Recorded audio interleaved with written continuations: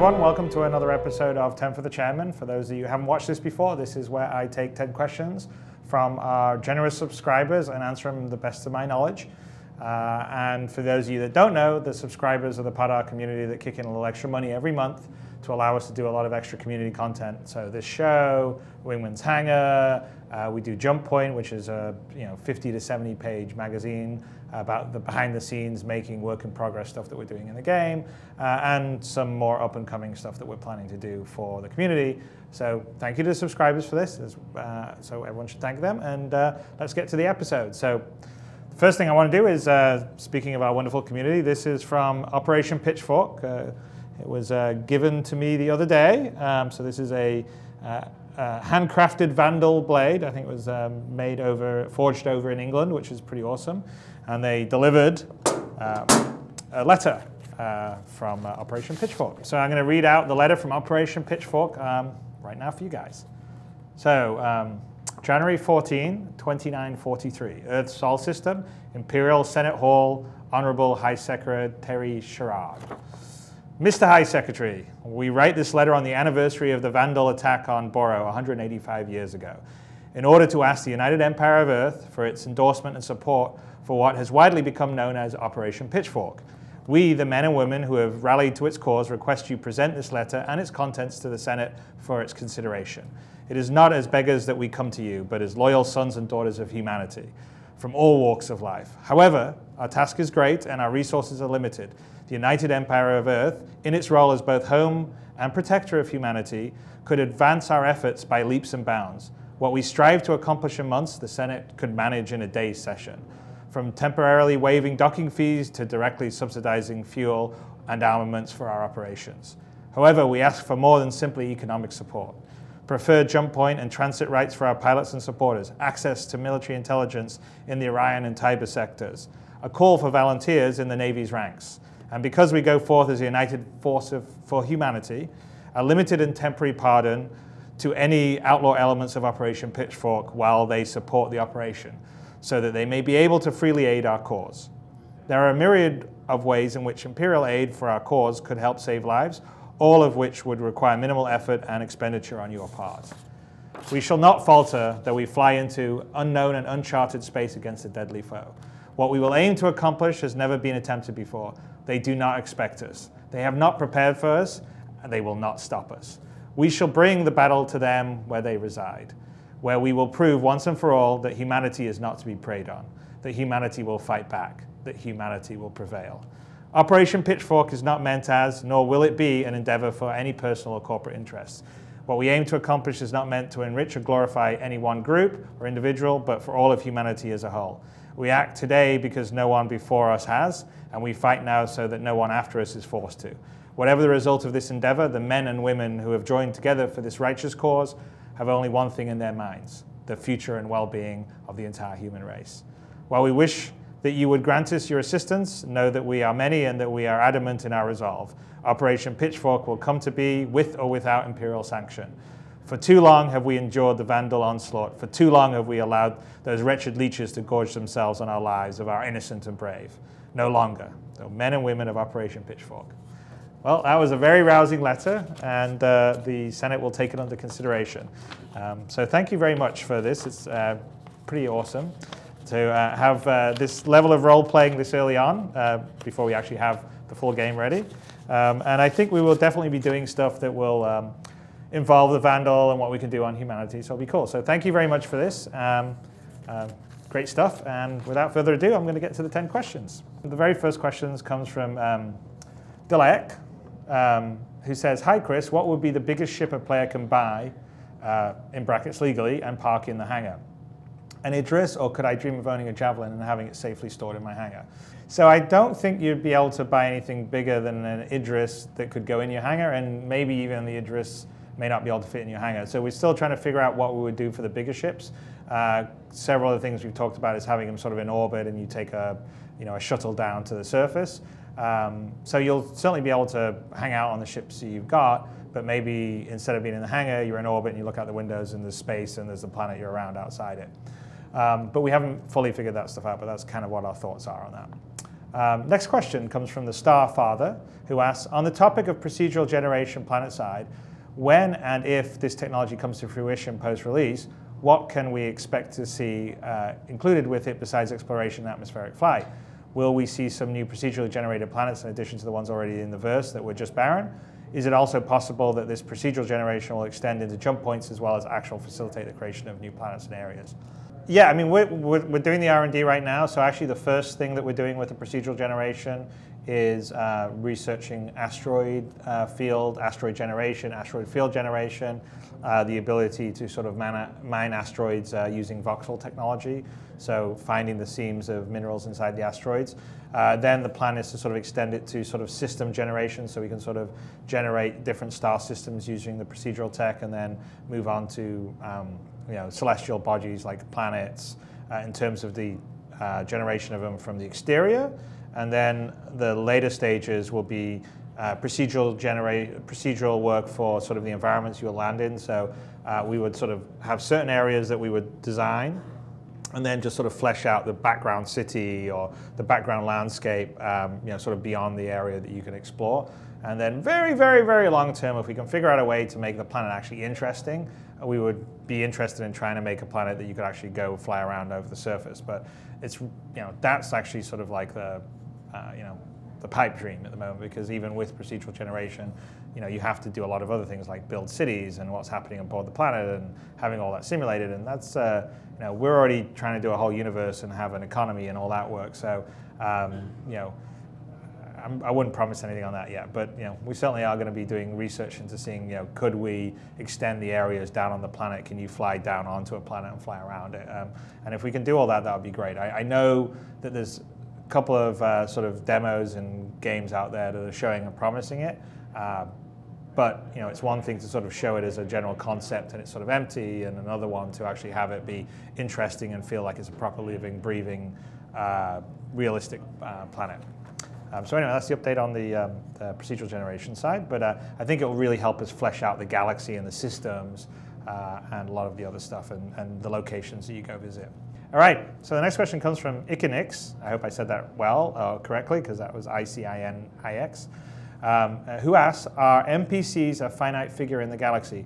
Could it be possible that entire races could be wiped out? Or are the NPC stocks refilled to maintain set numbers as they are killed? So the population count is driven by the economy too. So as a place becomes more prosperous, it will attract more people to either move there, or because it's doing well, then you would assume that the population there would be growing, and then other places the population would be contracting because that part of the galaxy is not doing so well, or it's getting involved in battles or wars or whatever. So the numbers of NPCs in the galaxy will probably fluctuate a certain amount, but probably not enough that you'll be able to see a material difference in the overall galaxy. Probably in local systems, you'll basically appreciate whether this system's booming, there's a lot more people there, or it's not doing very well and there's less people there. And I'm not so sure that you could wipe out an entire race. So we wouldn't, if we did that, that would be more of a sort of controlled game master event. But right now we have no plans for that. So I wouldn't say that the NPC stocks are a set number that we always refill to. We sort of let it be organic, but like I said, it would probably fluctuate around a mean. Okay, next question comes from Commissar, who asks, could you please elaborate on the person of interest system?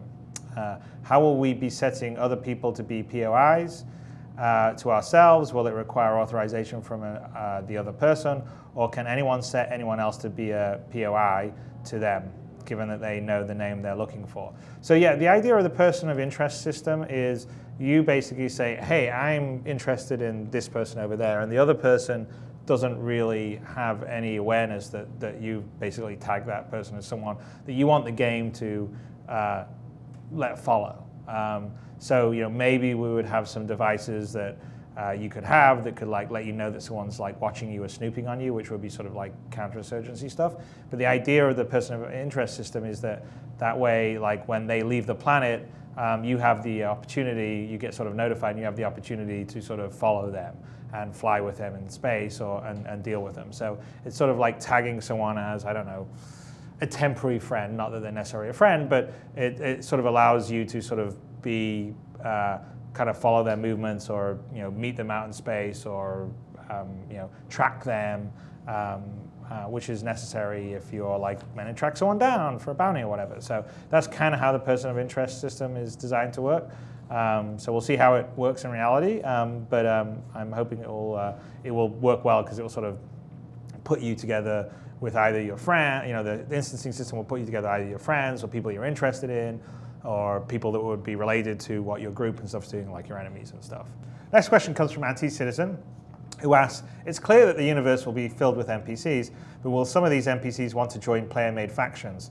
Can I look forward to my little cult having NPC followers, player pirate clans having NPC raiding parties, or player corporations having NPCs asking for jobs? Or will player-run orgs only be allowed player membership ships? I guess the answer to that is, I mean, certainly if you're running a company, you can hire NPCs to do work for you as well as players. So definitely would NPCs be working with player-run corporations. I'm not so sure about NPCs joining player-made factions, other than, say, a corporation you're running. But you certainly can hire people. You could probably have people on your crew, and then you are part of that organization, and of course you've got a full crew of NPCs. So in that manner, you could think that there will be NPCs that will be fighting on behalf of organizations, but it's not like NPCs will be coming up and asking to join an organization by themselves, if that makes sense.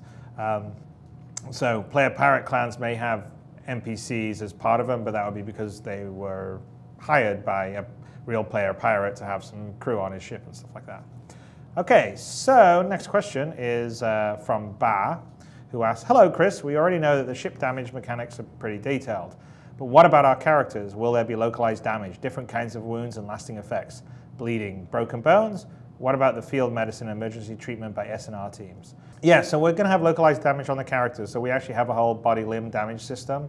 And I think I've mentioned in the Death of a Spaceman post about how, like, when you get killed out in space and you sort of revive in the sort of med bay, as you take more and more like hits or whatever it is, then maybe you get a prosthetic arm or a robotic arm or something like that. So we'll definitely have fairly decent damage in the first person stuff, and we've got a whole like kind of med, like med packs, and then even a med bay. So if you have a ship that has its own medical center, you may be able to take a player that, like, normally if you didn't take him, he would basically lose a life, and it would do the Death of a Spaceman basically. But if you can take him back to the med bay and fix him up, then it sort of saves him. So there'll be hopefully a whole bunch of first-person gameplay that will also involve you and your team boarding, and then you'll also not only try to take the ship over, but if you take some hits and someone takes a hit, you'll also want to be taking back your wounded comrade within a certain period of time to a medical facility to fix him up, because if not, he will die and lose a life, essentially. So we're actually hoping to have some kind of interesting and fun gameplay, and maybe even some people like fly around with a ship that has a med bay to fix people up if you're boarding, or all that kind of stuff. It could be really cool.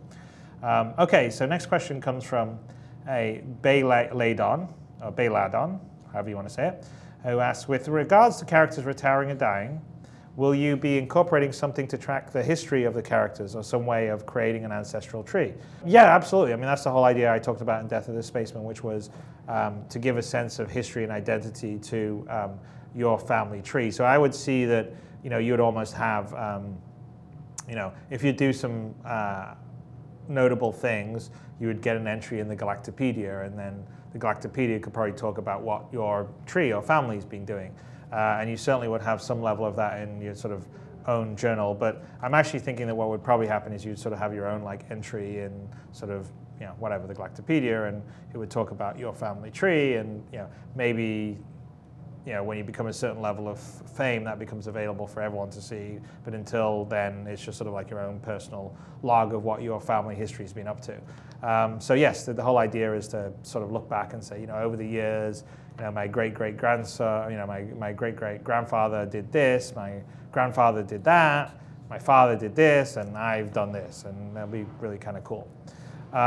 Okay, next question comes from Kinzar, who asks, will there be large-scale dynamic events in the game, such as a full-scale war between the UE and the Vandal or Jean? It would be really cool to have such massively galaxy-spanning events. So we are definitely going to do large-scale dynamic events in the game. Some of them will involve military conflict. or some some smaller sort of that could be perhaps a natural disaster on a planet or a system, and people have to bring aid in. And so we're planning to have a lot of these sort of player-driven events that the players can sort of be affected and participate in. So that's definitely part of the plan. Next question comes from Riot, who asks, I know you are working on a rating system that anyone can see how people have rated an individual. Is there going to be a way that you can tag people with ratings that either only you can see, or you can see just your rating of the individual rather than the average of everyone's? That way, if you have a really good encounter, I can tag a player as a 5-star individual, and then even if I forget details or even the person's name, I will still know I tagged them as a 5-star individual if I run into them again. Yeah, I mean, the idea is we're still going to rate in the way that there's a carve service here in America called Uber does, where you rate the person that worked for you, you've hired, and the person that hired for you rates you. And I think we would probably break it out in such a way that you would see, if you go and encounter someone again, you would see their average rating, and then also if you had ever worked with them before, the rating that you gave them. So I guess the answer there would be yes on that. Okay, so last question comes from Grim Laking, who asks, will there be jump routes that are simply not traversable for larger ships? Thinking something like an Idris Plus or Constellation Plus size may not be able to make this jump based on current mapping data, where an Aurora can make the jump without an issue. Yeah, short answer for that is yes, we are actually thinking about that. We're thinking that there would potentially be some sort of jump points or jump routes that would be unstable or small enough that the bigger ships can't go through and smaller ships would have to go through. We think that would kind of make it interesting, sort of like a mountain pass. Some mountain passes are big and you can fit a lot of people through, and some are small and you can only fit one through the craggly little pathway. So yes, we are definitely doing that. We haven't fully figured out kind of the pros and cons of whether there's what classifies jump points that way or what the situations are, but that's part of our thinking to make sort of space traversal more interesting. So maybe an info runner in a small ship can get a more direct route because they can go through some sort of smaller unstable jump points that a really big ship can't get through. So make for interesting gameplay. Okay, so that's the end of the 10 for the Chairman for this week. I'd like to thank everyone, first of all, as a subscriber for enabling us to do this kind of thing. Everyone that backs the game, thank you very much, because you're enabling us to make this amazing game, completely free of the typical big publisher or private investor that wants just to get a return on money. It's you guys want a return on the best game possible, and that's by far the most fun thing to do. So thank you all, and I will catch you next week on 10 for the Chairman. See you later. Bye.